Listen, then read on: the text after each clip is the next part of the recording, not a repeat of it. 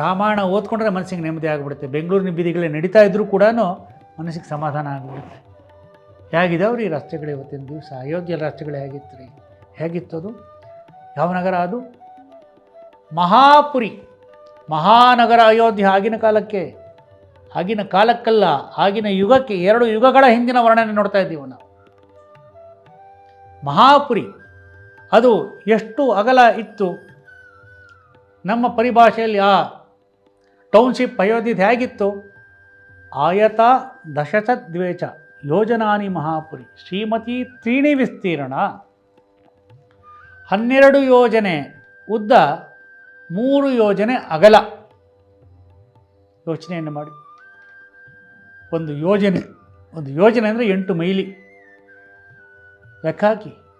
96 mile ಉದ್ದ, 36 mile ಅಗಲ. ಪಗಡೆ ಮಣೆಯ ಹಾಸಿನಂತೆ ಇತ್ತು. ಪಗಡೆ ಮಣೆಯ ಆಕಾರದಲ್ಲಿತ್ತು. ಹೀಗೆ ಉದ್ದಕ್ಕೆ, ಹೀಗೆ ಅಗಲಕ್ಕೆ. ಅಲ್ಲೇ ಅಷ್ಟು ಕಡೆಯಲ್ಲಿ ಅಷ್ಟು. ರಾಜಮಾರ್ಗೇಣ ಮಹತ, ಎಲ್ಲವೂ ಕೂಡ ಚೆನ್ನಾಗಿ ಎಲ್ಲ ಬಹಳ ಸುಂದರವಾಗಿ ಕಾಣ್ತಾ ಇತ್ತು. ನಿತ್ಯವೂ ಕೂಡ ಎಲ್ಲ ರಸ್ತೆಗಳಲ್ಲಿ ನೀರನ್ನು ಸಿಂಪಡಿಸಿ ಹೂವುಗಳನ್ನು ತಿಳ್ತಾ ಇದ್ದರಂತೆ. ಮುಕ್ತ ಪುಷ್ಪಾವ ಕೀರ್ಣೇನ ಜಲ ಸಿಕ್ತೇನ ನಿತ್ಯಶಃ.